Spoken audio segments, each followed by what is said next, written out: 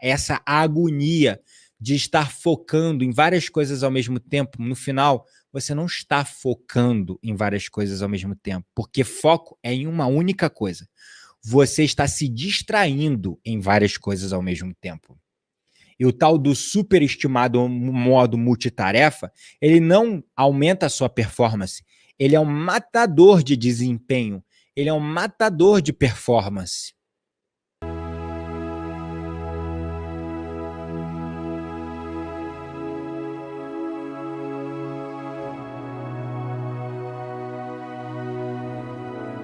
Podemos dizer metaforicamente que uma pessoa sem foco é como uma folha ao vento. Basta qualquer plano, qualquer vento, qualquer coisa bater que ela vai de um lado para o outro. E quando o nosso foco começa a dispersar, assim a nossa capacidade de cocriação também dispersa. A nossa capacidade de realizar, de conquistar, de transformar, de mudar também se dispersa. Em termos espirituais, em termos energéticos, em termos de consciência, podemos dizer que foco disperso é igual a energia dispersa. Agora você talvez tende a subestimar o poder do seu foco, porque quando você concentra o seu foco em algo, você não tem noção do poder de realização e de materialização que você tem de transformar seus sonhos em realidade. E o termo foco, ele se confunde com a intenção. Quanto mais eu venho aprendendo e estudando sobre a fé, sobre a manifestação, sobre a cocriação, mais eu percebo que intenção é tudo. A intenção no nosso trabalho, como terapeutas, como professores, como profissionais em qualquer área. Eu, por exemplo, quando eu crio uma música, antes de eu criar a música, antes de eu entrar no processo criativo da música, eu já coloco uma intenção. Essa música é para induzir as pessoas a estados de foco e concentração. Essa música é para auxiliá-las no processo de conexão com o divino. Esta música é para auxiliá-los no processo de descanso e relaxamento. Esta música eu vou usar com foco para transportá-las para outras dimensões de consciência e de puro êxtase. Então, eu crio jornadas e eu penso na jornada que eu quero conduzir as pessoas. Tudo é precedido de uma intenção. Esse copo, antes de ter se transformado no copo, ele foi uma intenção. Alguém pensou, eu vou fazer um copo de um jeito assim, meio geométrico, e aí foi assim que esse copo virou um projeto. E depois de um projeto, virou uma execução. E essa execução, que é a ação, transformou esse copo em um copo físico, como vemos aqui na minha mão. Mas antes desse copo ser esse copo que está aqui na minha mão, ele foi uma intenção. Então, o universo ele fala com nós através da intenção. O universo se cria e se manifesta, as leis se materializam no universo através da intenção. Por trás de tudo existe um propósito, por trás de tudo existe uma intenção. Então, a intenção é uma força de cocriação. Aonde você coloca a sua atenção, para lá a sua intenção vai. E aonde a sua intenção está, para lá a sua energia flui. E, consequentemente, o foco se confunde nesse ponto com a intenção. Eu costumo até, dentro da minha mente, dentro da minha cosmologia, dentro da forma como eu organizo os meus pensamentos, eu costumo confundir foco com intenção, porque foco e intenção, para mim, são as mesmas coisas. Quando você intenciona algo, você está colocando foco em algo. Quando você intenciona algo, repito, você está colocando foco em algo. Se você intenciona criar um copo, seu foco está em criar um copo. No meu caso, quando eu intenciono em fazer uma live, o meu foco está aqui em fazer a live. Quando eu intenciono a criar uma nova música, o meu foco está lá em criar uma nova música, em criar uma nova meditação, em criar uma nova jornada. Então, intenção e foco são exatamente as mesmas coisas. O foco é um elemento que ele tende a se perder com a desconexão no momento presente, né? Então, uma mente atribulada, perdida em pensamentos ansiosos sobre o futuro ou pensamentos melancólicos, pesarosos em relação ao passado, ela não está no presente. Essa mente atribulada que não está no presente, ela tem muita dificuldade de gerar foco.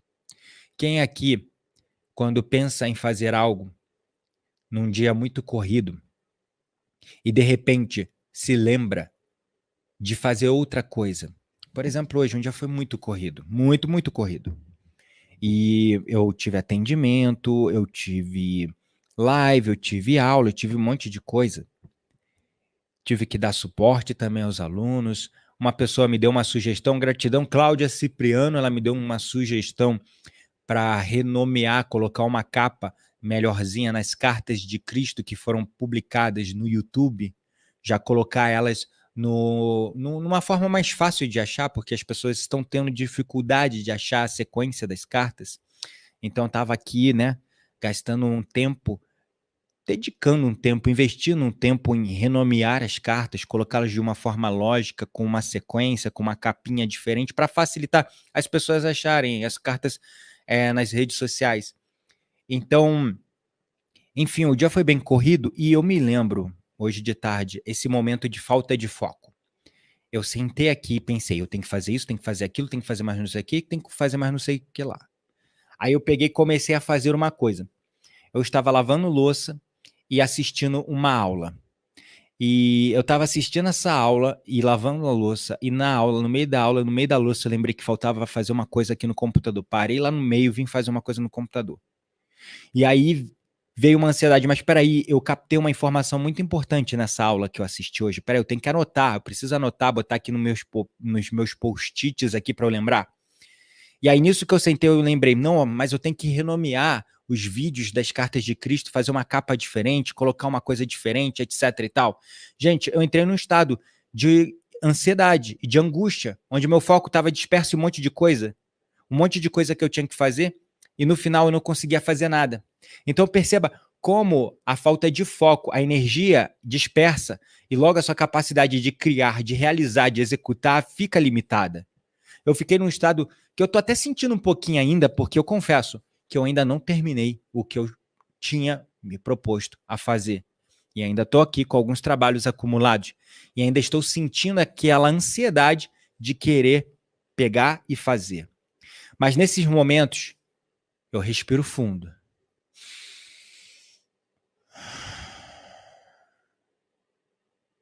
E percebo que o momento presente é a única coisa que vale a pena. Todo o resto são pensamentos ansiosos de excesso de futuro que estão tirando o meu foco do momento a momento de coisas que eu preciso fazer. Então não adianta, como aconteceu hoje de tarde, eu ter ficado angustiado, ansioso em querer fazer 10 coisas ao mesmo tempo, porque o dia foi excepcionalmente corrido. E pior, a minha mente, o meu ego já está antecipando o amanhã, porque amanhã eu não vou estar aqui no escritório trabalhando, eu vou para São Paulo, vou ficar o dia todo fora, em compromissos diversos. E aí o que acontece? A minha rotina pessoal de trabalho, de criação, de execução vai ser quebrada. E vai acumular coisas, porque aqui é bem assim, se eu acumulo já era, né? Eu tô com um monte de avaliação dos alunos da formação de arte terapia, da formação de professores de meditação para corrigir, enviar devolutiva. Eu tô com um monte de coisa aqui para criar, para elaborar. Eu tô com umas 3 músicas aqui na linha de produção para finalizar. Eu tô com as cartas de Cristo para editar e finalizar o audiobook. Então, assim, eu fico pensando nesse monte de coisa para fazer e já vem aquela ansiedade. Mas perceba, com esse monte de coisa aqui na cabeça, o meu foco está disperso porque eu penso nas 10, 15 coisas diferentes que eu tenho que fazer. E isso, para quem está trabalhando aí no mundo corporativo, é mais intenso ainda. Eu me lembro como se fosse ontem. Eu trabalhava igual um condenado, todos os dias. Eu chegava cedo e saía tarde, 8, 9, 10 horas do trabalho. E eu saía todo dia no final do expediente com a sensação de que eu não tinha feito o suficiente, que faltava um monte de coisa para fazer. E lá, né, aqui eu ainda consigo controlar um pouco o meu foco e minha atenção. Mas lá eu trabalhava num setor que eu tinha um rádio, eu tinha um ramal e eu tinha um celular. Então eu começava, não, agora eu vou elaborar aquele relatório e vou mexer naquela planilha. E tava lá. Daqui a pouquinho o rádio. Gabriel, na escuta? Aí foi eu. Gabriel, é solicitada a sua presença aqui no setor tal. Aí pegava, saía, parava no meio que eu tava fazendo, ia lá pro setor tal. E aí aquela coisa ficava parada lá. Aí eu resolvia a coisa no setor tal, eu voltava para a mesa. Aí até eu recobrar o ponto onde eu havia parado no relatório, raciocinar tudo que eu tinha já elaborado para voltar da linha de raciocínio. Aí tava eu lá, já eram uns 10, 15 minutos para voltar para a linha de raciocínio, aí o ramal tocava. Oi. Ah, Gabriel, você recebeu o e-mail que eu te mandei? Não, eu tô fazendo uma coisa aqui. Ah, dá uma olhada que é urgente. Aí eu ia, tá bom, lá vou eu. Parava o que eu tava fazendo, e-mail. Gente, era tantos estímulos, que era impossível focar. E aí eu ficava o dia todo apagando incêndio, e aí eu tinha que ficar depois do expediente no trabalho, fazendo o quê? Aquilo que eu já intencionei no início do dia. Eu preciso entregar esse relatório, ele tem prazo, ele é importante, eu preciso fazer ele agora, entregar ele. E aí era uma sensação, sabe, uma sensação de você estar apagando incêndio com combustível? Esse era o meu dia a dia no mundo corporativo. Nessa época eu não conhecia a meditação. Eu não conhecia o poder do foco. Eu não sabia do perigo e da doença que é o tal do multitasking. Você já deve ter ouvido falar do tal do multitasking, o modo multitarefa, a capacidade de você fazer várias coisas ao mesmo tempo. Mulheres, em especial, são muito habilidosas no tal do multitasking. As mulheres conseguem ter uma atenção mais dispersa que o homem e conseguem absorver essas informações do meio com mais capacidade que o homem. O homem já tem uma dificuldade maior, isso é muito da... é muito da psique, mas também tem muito a ver com a energia.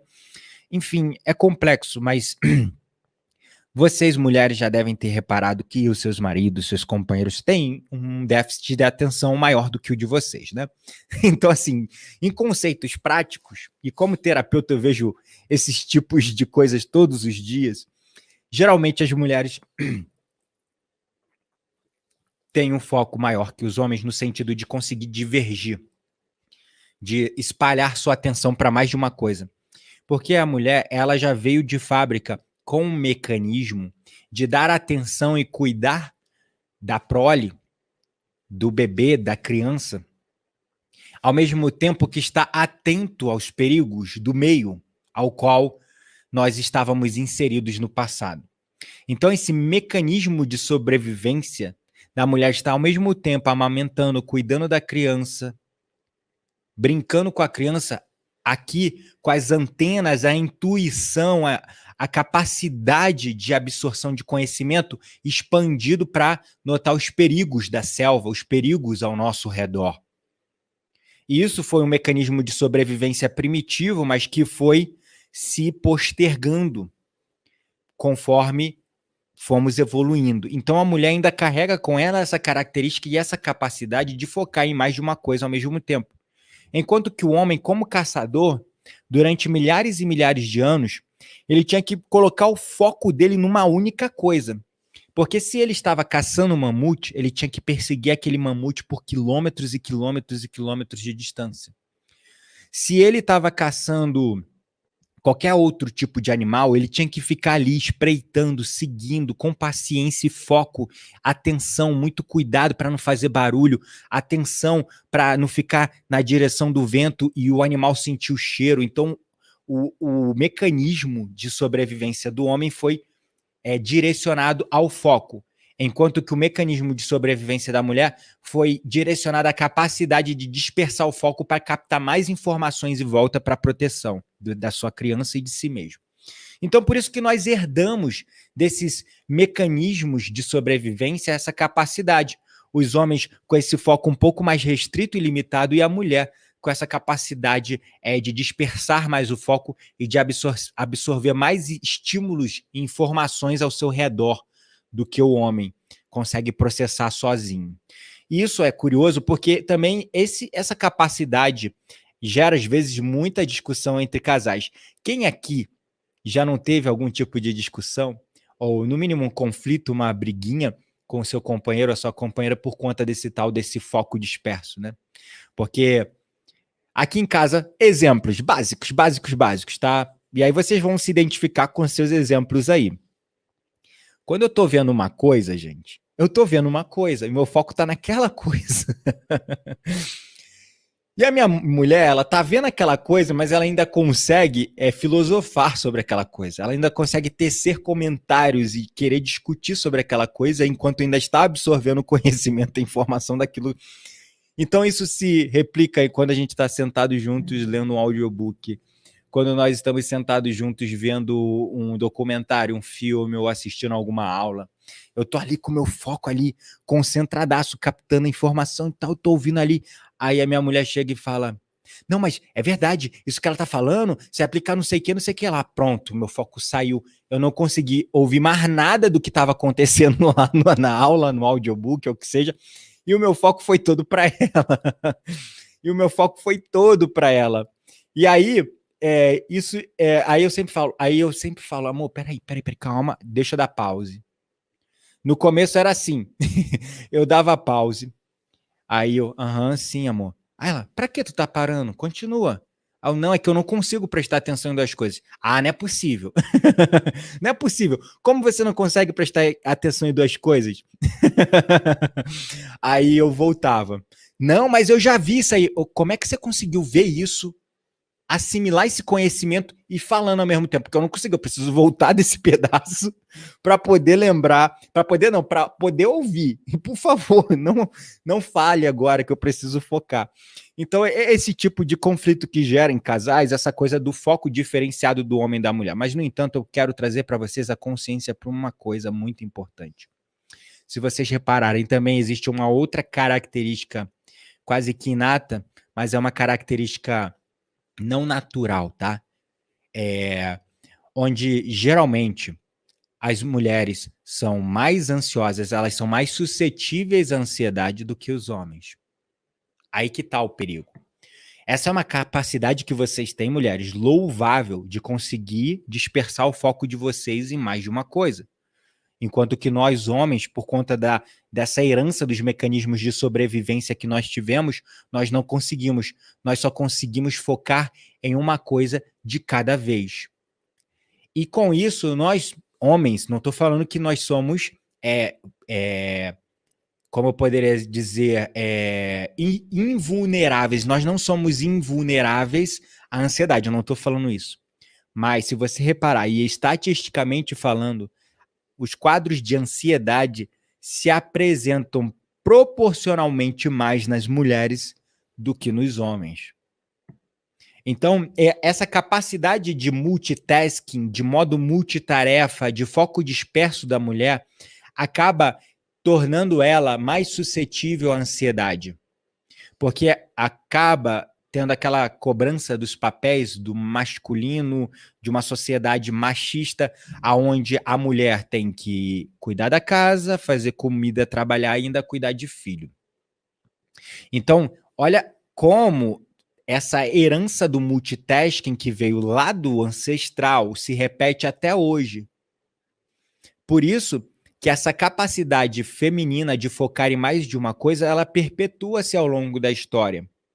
No entanto, isso está colocando, principalmente, eu não estou falando só as mulheres, porque no mundo corporativo, uma capacidade muito valorizada é o tal do modo multitarefa. É você conseguir dispersar a sua atenção. conseguir fazer mais de uma coisa ao mesmo tempo, conseguir responder um e-mail enquanto atende o telefone e fica atento se o rádio toca. É uma característica que é valorizada, infelizmente. E eu digo por que, infelizmente. Essa característica, ela vem criando pessoas mais ansiosas. E pessoas mais ansiosas também ficam com a sua energia dispersa. E com a sua energia dispersa, as pessoas têm menos poder de criação, menos poder de transformação. E nós tendemos a subestimar o poder do nosso foco em uma coisa de cada vez. A sociedade tende a superestimar a capacidade de dispersão de foco, o tal do modo multitarefa, tende a superestimar isso e subestimar o poder do foco, né? Então, tem um livro até, acho que é do Daniel Goleman, me corrigem se eu estiver errado. Se eu não me engano, o livro chama O Poder do Foco, correto? É um livro antigo. Foi um dos primeiros livros que chegou no Ocidente falando sobre o mindfulness, sobre a atenção plena. E os neurocientistas começaram a estudar esse tal desse modo multitarefa e viram que ele, na verdade, é uma ilusão. Por que é uma ilusão? Porque com a atenção dispersa, você leva mais tempo para fazer as coisas que você precisa fazer, porque você está fazendo várias coisas ao mesmo tempo. E muitas das vezes você não consegue concluir o que você estava fazendo.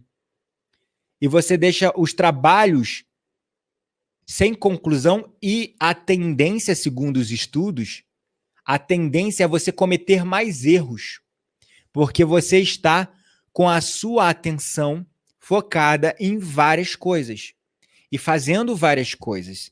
Então, duas coisas acontecem aí. Você leva mais tempo, pelo menos 3 a 4 vezes mais tempo, para fazer uma única tarefa do que se você estivesse focando só nessa tarefa. Outra coisa, você tende a deixar mais trabalhos sem conclusão. E outra coisa, você tende a cometer mais erros. Então, os estudos foram feitos justamente para quebrar esse mito da superestimação do tal do modo multitarefa, que é o foco disperso, energia dispersa, tempo disperso, capacidade de realização dispersa, capacidade de execução dispersa. E aí, o que acontece? Quando eu comecei a meditar, eu estava no mundo corporativo, um fenômeno absurdo aconteceu comigo. Eu sempre trabalhei lutando contra a minha natureza focada, concentrada, para aprender a operar no mundo do multitarefa, aonde eu, no setor que eu atuava, eu tinha 5, 6, 10 estímulos simultâneos enquanto eu tinha que fazer a minha função. Eu tinha e-mail, rádio, grupo do setor de WhatsApp, eu tinha celular da empresa, celular pessoal, eu tinha ramal em cima da mesa e nada ficava parado um segundo. Era rádio o tempo todo, era o telefone o tempo todo, eu recebia 200, 300 e-mails por dia. Eu ainda tinha as minhas tarefas que eram importantes e que tinham prazos e era o que gerava resultado no meu trabalho. E eu tive que me forçar a operar nesse mundo do foco disperso, do multitarefa, para operar dentro do padrão que a sociedade encara como alta performance. E isso gerava estresse, ansiedade, eu ficava muito ansioso, muito angustiado. Eu me sentia extremamente frustrado. Muitas vezes eu me sentia inútil porque eu terminava o dia com a sensação de que eu não tinha terminado nem a metade da metade que eu havia intencionado, que eu havia me proposto a fazer naquele dia. E a sensação todo santo dia era que eu estava apagando incêndio com gasolina. Resumo da história, não levou muito tempo para eu desenvolver um burnout e esse burnout cair para um quadro de síndrome de pânico e depois uma depressão. A ponto de toda vez que eu lembrar que eu tinha que ir para o trabalho de manhã, me dava um ataque de pânico que eu tinha que me entupir de Rivotril para conseguir ir dirigindo para o trabalho, mas o Rivotril me acalmava tanto que eu ficava letárgico e depressivo, vendo tudo cinza. Aí vocês veem como o foco disperso ele é nocivo. Eu estou citando meu exemplo, mas eu tenho certeza que tem pessoas aí que estão se identificando com o que eu estou falando. Se já não viveu isso, deve estar vivendo essa agonia de estar focando em várias coisas ao mesmo tempo. No final, você não está focando em várias coisas ao mesmo tempo, porque foco é em uma única coisa. Você está se distraindo em várias coisas ao mesmo tempo.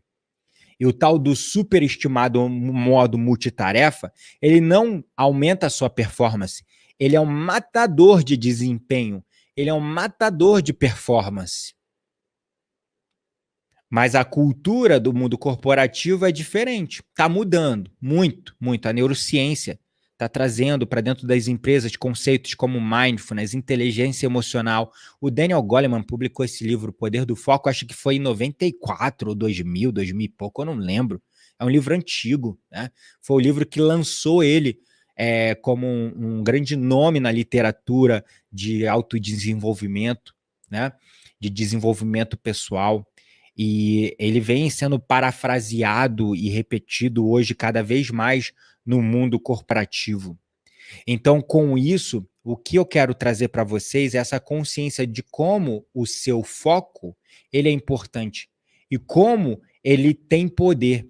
Porque se seu foco está disperso, você está como uma folha no vento e na menor das brisas, no menor dos estímulos, no menor dos movimentos, você é jogado de um lado para o outro, para lá e para cá, e vai cair em lugares que você não planejava, porque você começa o dia e fala, eu vou daqui do ponto A para o ponto B, mas sem foco, como essa folha no vento, bate um ventinho no teu dia, te desestabiliza e você, em vez de ir do ponto A para o ponto B, você vai do ponto A para o ponto Z e nem sabe como é que você foi parar lá no Z.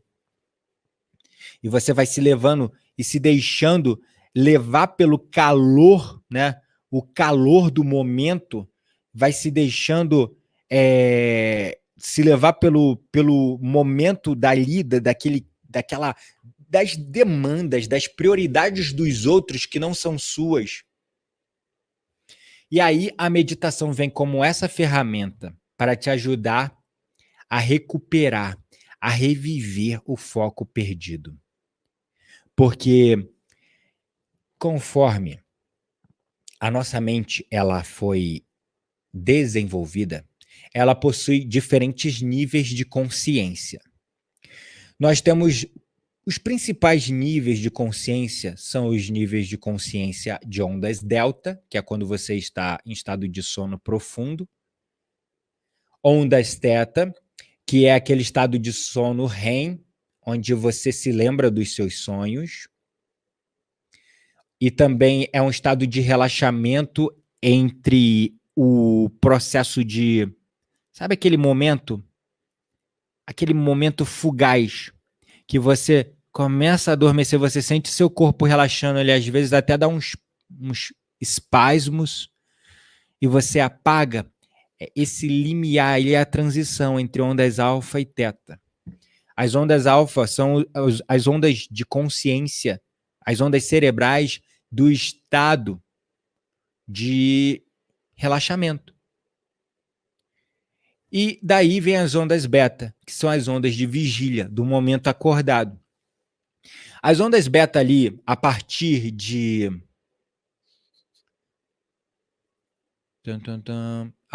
14 Hz, 14, 15 Hz, são as ondas aonde você está em ondas beta baixa, que é o estado de foco, memorização, estudo.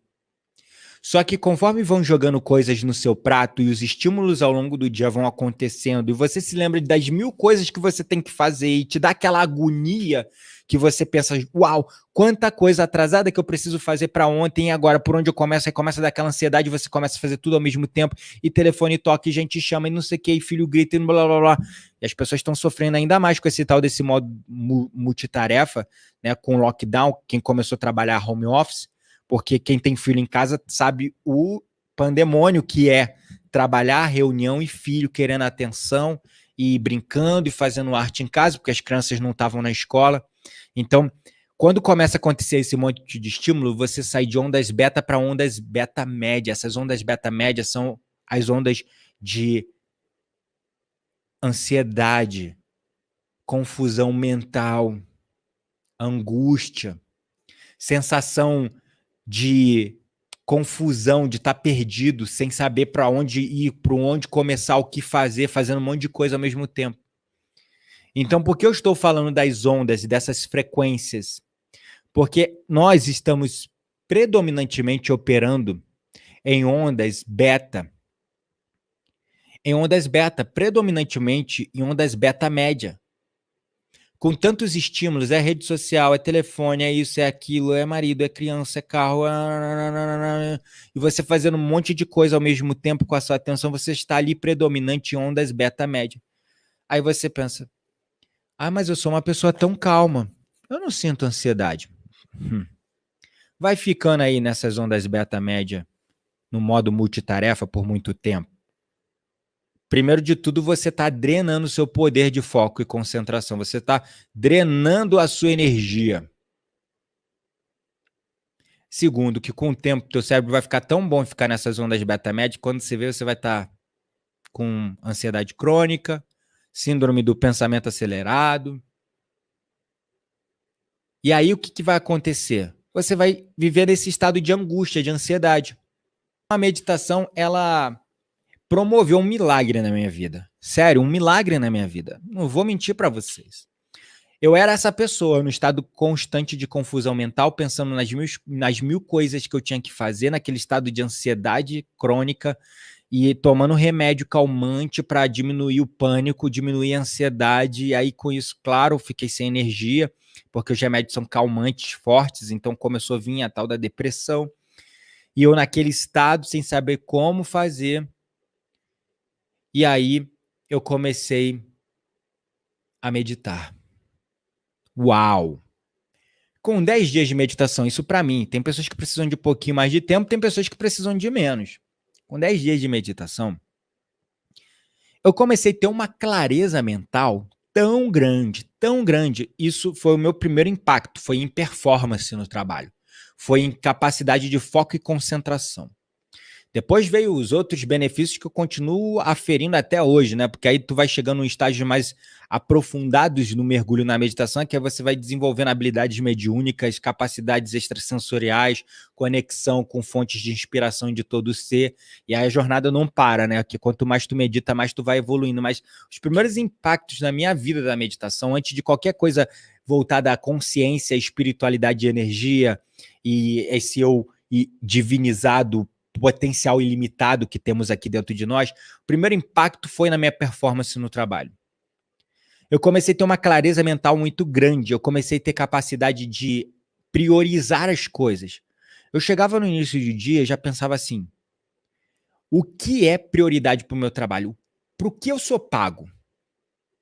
Eu sou pago para estar em reunião? Eu sou pago para ficar fazendo isso para fulano? Eu comecei a priorizar, elencar, sabe? Elencar as atividades. Eu apliquei uma coisa que eu aprendi lá na faculdade, em administração, que é a regra de Pareto. Regra de Pareto, para quem não sabe, um administrador, economista italiano, ele entrou na indústria e começou a perceber que 80% dos resultados das empresas eram advindos de 20% das suas atividades. A empresa tinha 1000 atividades lá, sei lá. Elas vendiam papel, caneta, lápis, copo, plástico, isso, aquilo, vendiam um monte de coisa.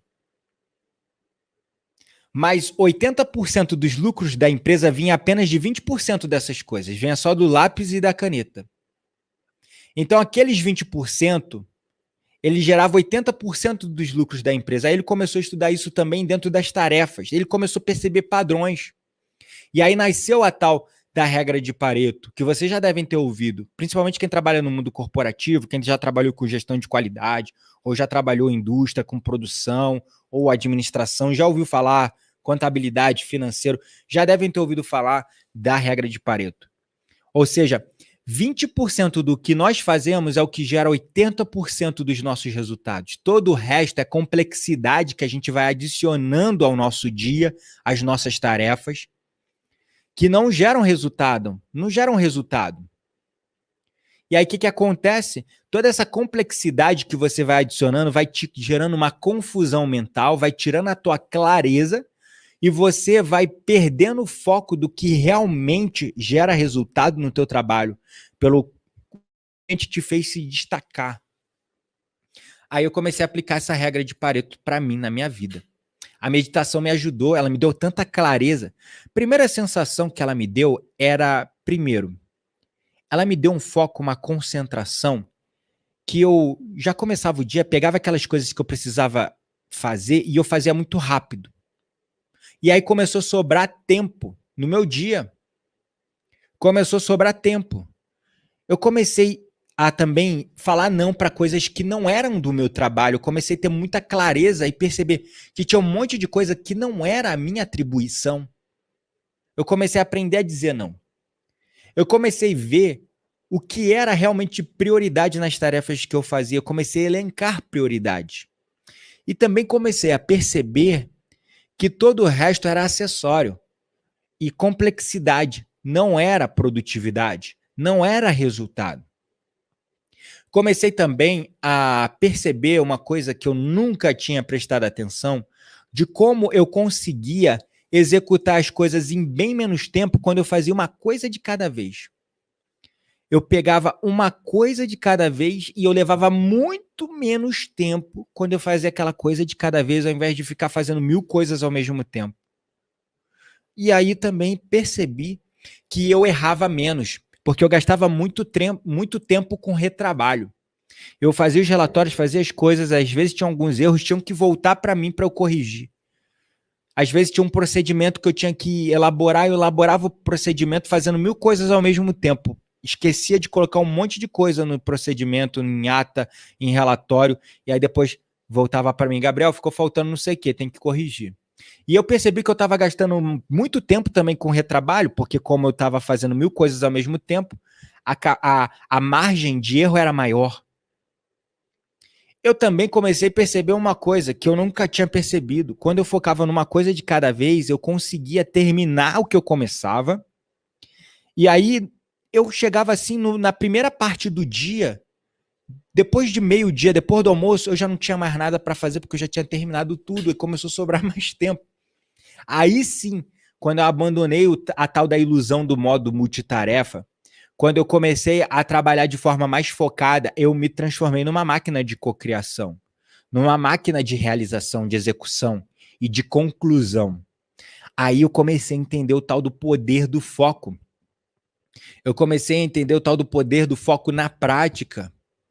Eu comecei a entender uma coisa que eu lia no livro lá do Daniel Goleman, mas ele não falava em termos práticos, ele só dava teoria. Ele só ficava no blá blá blá, ele não me falava o como. Aí tem pessoas aqui perguntando, como então atingir o foco? Qual a melhor forma de meditação para se desenvolver o foco? E aí eu te digo, qualquer meditação. Que você tire 10 minutos por dia para você parar, respirar, sair dos estados de ondas beta. E qualquer meditação, principalmente as meditações envolvendo respiração. Principalmente as meditações envolvendo respiração. Elas aguçam ainda mais o foco. E aí, como professor de meditação, eu conheço todos os tipos de meditação. Até hoje, que eu consegui catalogar, aprender e dominar, são pelo menos uns 103 estilos de meditação, que são os estilos de meditação oficiais que tem aí no mundo. E alguns eu vi que funcionavam, outros não funcionavam tão bem. Eu comecei a buscar na meditação um caminho para mim, mas eu percebi que conforme eu ensinava as pessoas, elas encontravam um caminho para elas. Percebi também, ao ensinar a meditação, que muitas pessoas não conseguiam se adaptar a determinados tipos de meditação. E eu comecei a ficar um pouco frustrado, principalmente no começo da minha carreira como professor de meditação, porque eu usava um determinado estilo de meditação, que era o mindfulness, e eu não tinha tanto resultado quanto eu gostaria de ter. Porque o pessoal, às vezes, retornava para mim, poxa, eu não consegui me adaptar a essa meditação.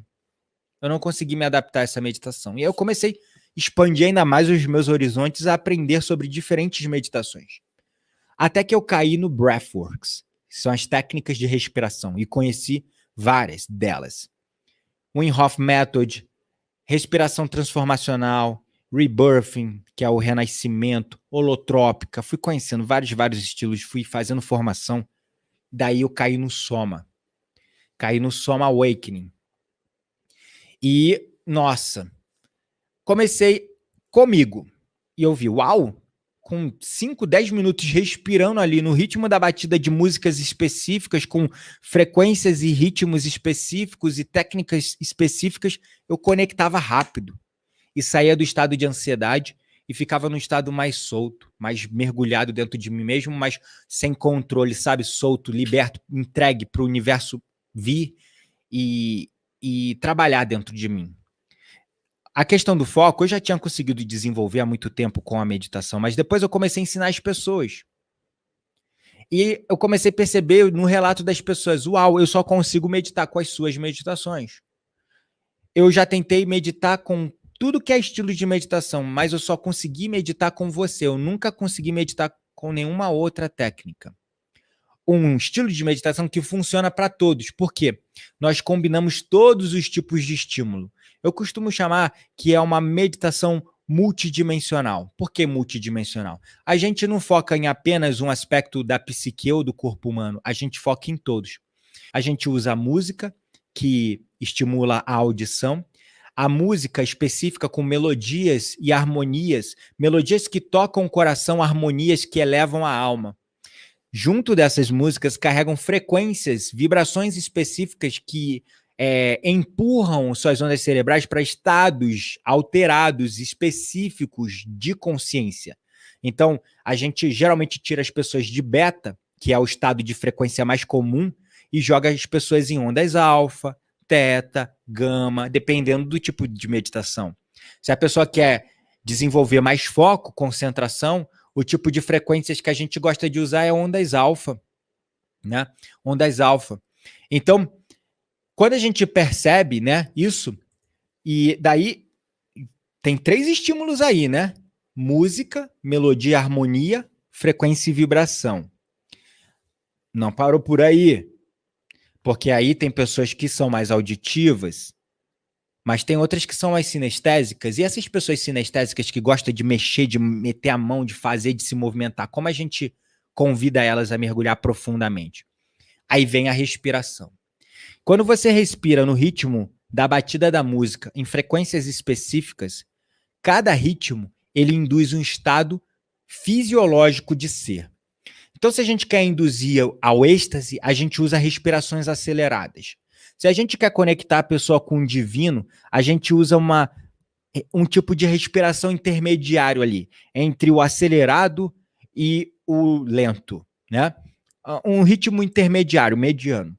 Se a gente quer promover relaxamento, projeção astral, experiência extracorporal, ou insight, limpeza de traumas, limpeza de conteúdo emocional, transmutação de crenças, ou simplesmente foco, concentração e relaxamento, a gente já usa ritmos mais lentos de respiração e de música.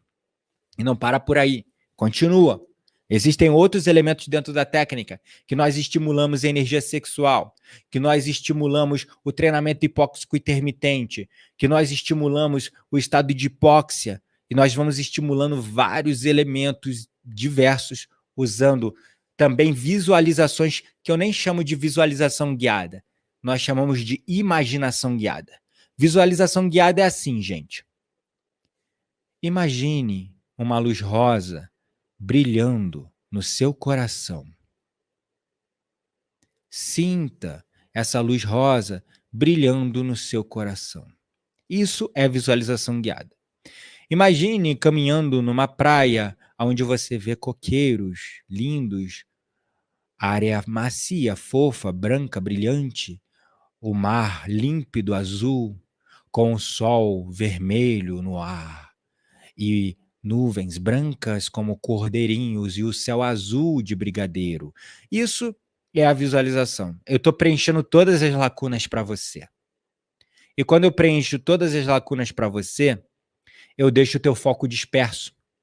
Imaginação guiada, não. Nós engajamos você no processo de imaginação. Então, nós usamos linguagem ericksoniana e deixamos as lacunas abertas para você preencher. É igual o livro de colorir para adultos. Não é terapêutico? Porque tu tá dando cor e tá dando forma àquele desenho, né? A imaginação guiada é mais ou menos assim. Imagine-se no local onde você se sente muito seguro. Como é esse lugar? Onde você está pisando? O que você vê? O que você ouve? Que aromas você sente? Que sabores você se permite sentir? Tem alguém com você? Quem está com você? Assim, a gente deixa aberto. Então, com a imaginação guiada, junto com todos esses elementos, o que acontece, minha gente? Por isso que funciona. Quando a gente usa a imaginação guiada, a gente está deixando espaço para as pessoas preencherem as lacunas, então elas ficam mais focadas e concentradas no processo. É mais difícil da mente delas se dispersarem, porque você se dispersa, por exemplo, vendo um filme. O filme ele não deixa espaço para sua imaginação, tá tudo ali pronto, mastigado.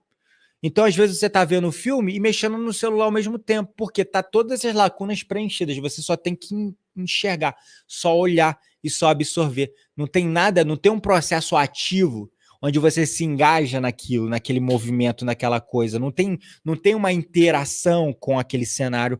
Então, por isso que é muito fácil você dispersar, por exemplo, de uma aula onde só o professor fala. É muito fácil você dispersar de uma live como essa também, porque eu tô aqui, eu só tô jogando conhecimento e informação e você tá aí, né? Absorvendo parte disso e outra não, porque aí vem pensamentos, sentimentos e outros estímulos, teu foco vai para outra coisa, você perde a concentração, perde o fio da meada. Com a imaginação guiada, a gente engaja você no processo, você interage com a meditação.